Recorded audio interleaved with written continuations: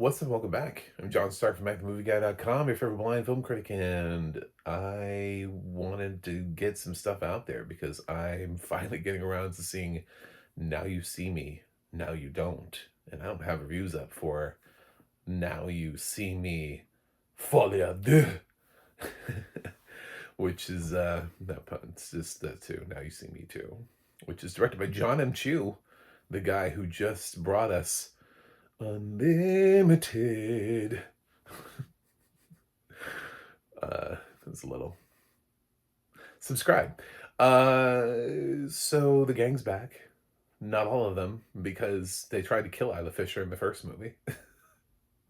So she didn't come back for the sequel.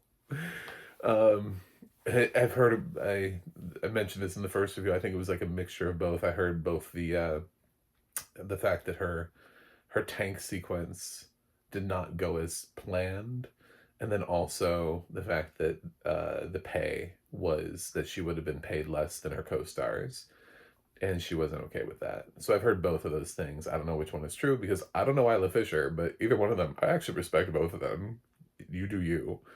But it allowed for Lizzie Kaplan to come in and join the crew as the female magician, the token female magician. Um, it's interesting because I think about this franchise, right? And they feel the need to make sure that there's a female magician there, but also they're all white. Like this is like a group of four white magicians. So um, for people who are like, diversity is everywhere. I'm like, this movie is like 10 years old, and this is it's a lot of white dudes. I know we have Morgan Freeman here, and they do go to Macau so that they can have some supporting Asian characters, but like for the most part, this is pretty telling. So Jesse Eisenberg, who actually gets top billing here above Mark Ruffalo. I don't know how that happened, but kudos. Jesse Eisenberg, Woody Harrelson, Dave Franco, Lizzie Kaplan are the Four Horsemen. Mark Ruffalo is back as well. His new boss is played by Sanaa Lathan, who joins the ensemble here. We have Morgan Freeman returning, and we also get Michael Caine a little bit, but Daniel Radcliffe here is the primary villain.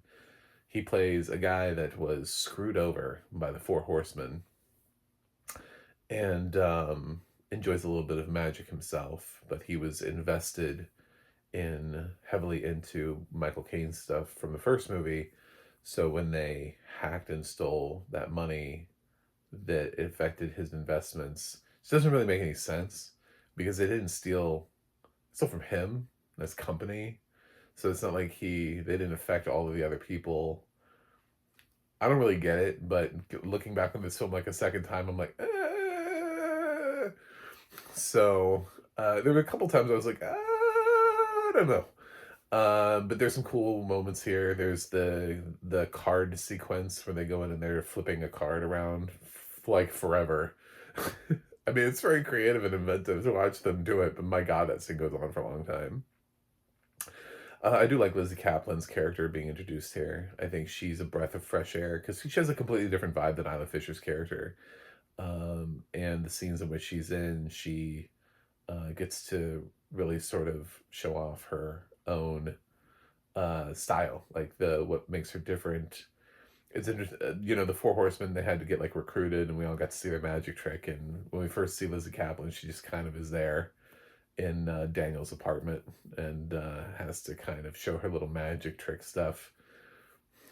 One of the things I like about the Now You See Me franchise is that because they don't answer all of the magic tricks, and there's this secret franchise, the secret order, suggesting that perhaps magic is real, that there's real magic and it needs to be protected. The fact that each one of these guys does a trick and it's not explained to you and it's not shown, and they don't like backtrack it to be like, this is how we did that, suggests that there might be real magic and these people might actually have it, you know. I know that's silly, but I mean, like, that's part of the allure, right? Otherwise, what organization are they joining to protect magic from? What? It's like protecting something that doesn't exist from people who can't obtain it because it doesn't exist. That doesn't make any sense. So there's the promise of them maybe learning more about real magic. Maybe they've brushed it, they have a little bit of magic, they figured out how to get a little bit of it, now they want the real thing. I don't know, but it does have that allure to it still in the second film. Ruffalo's character, I don't know how he went back to work for the Bureau. I don't know how any of this is still happening. This doesn't really make any sense. Melanie Laurent doesn't come back for this film. Okay. Um, so now Lathan gives it a completely different flavor in charge of the area, the conversation. Fine. Morgan Freeman's prison cell in this is a little bit much for a prison cell, no matter how well connected you are. He like it's like cartoonish how much stuff he has in his cell when Ruffalo goes to visit him. Um, what are some other thoughts that I had about this? Uh, so there's unnecessary stuff here that's thrown in here that is like, okay, I guess that's for people who were too lazy to watch the first film or who can't remember the first film, who, for whatever reason. But having just seen the first film, it's pretty obvious that Morgan Freeman is aware of what has transpired, and yet there's a scene where he reveals yet again to Ruffalo's character that he figured it all out. I'm like, didn't you do that already in the first one?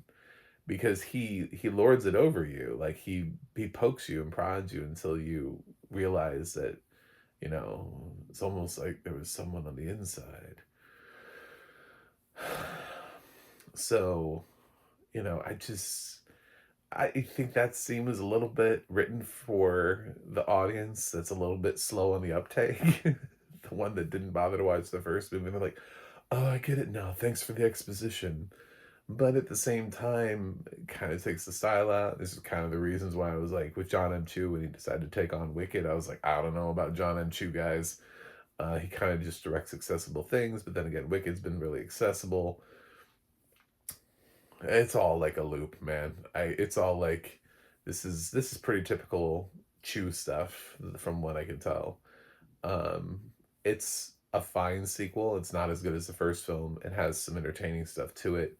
It expands upon the premise and the lore. It has some stuff that doesn't necessarily make any sense, but it also has some stuff that pays off from the like setup of just the series, the franchise concepts, including something that they do with a safe that makes sense considering the last film, like and where and how this all kind of got started. So um, I'm not really sure the stuff with Daniel Radcliffe's character makes any sense watching it again. Um, but it's fine. He's clearly loving the role. He loves playing the villain and chewing the scenery. The rest of the cast is still entertaining. I feel like Dave Franco has a little bit more to do here. They balanced it out a little bit more with the Four Horsemen. What they did in this film, because they don't need Ruffalo they don't need to try to fake Ruffalo as being the agent who's investigating his own crime. So in the second film, Ruffalo has less dedicated screen time to the process of chasing down the horsemen. So the horsemen all have more screen time, which means instead of having sort of that feeling that Jesse Eisenberg and Woody Harrelson had more to do than Dave and Isla did, Dave and Lizzie have a little bit more to do. So it's a little bit more even. It feels a little bit more spread out, which certainly helps the film. It's not perfect, but I like it. I just wouldn't say it's as good as the first film, so my score is a little bit lower. But I still did enjoy Now You See Me Too, and I would recommend it. So as far as the audio description, I actually had an interesting experience where, just because I'm blind and I don't always have to watch things with a TV in front of me that I can't see, uh, I watch in all different sorts of ways. Um, a lot of times with like headphones, I can continue to like do things, and it's like listening to music for me, or an audiobook. And so I was kinda doing that with Now You See Me. I had started the film with headphones, and everything was balanced, and then I noticed that when I put it through the TV, it wasn't balanced. So, I guess if you don't have a surround sound, there's something about the way that the audio description track is laid that it needs to be able to come in through different channels in order for it to be balanced, because when I had headphones on, it was, but when I was just playing it out of my regular basic TV speakers, not that I have a shitty TV, I just don't have surround sound. Yeah, I don't have speakers, like, set up around the room. There was a diminished quality in uh, the film audio was losing to the audio description. So, I don't have a particular problem with the actual content of the audio description, it's just the way that the film is mixed. And I thought that was interesting because if I hadn't paused, and swapped methods and changed from headphones to TV, I wouldn't have that unique experience and been like, "Whoa." Whoa. So, uh, an interesting exploration of that track. But yeah, so Now You See Me Too, Dos. Um, I'm gonna give it a 7.4 out of 10.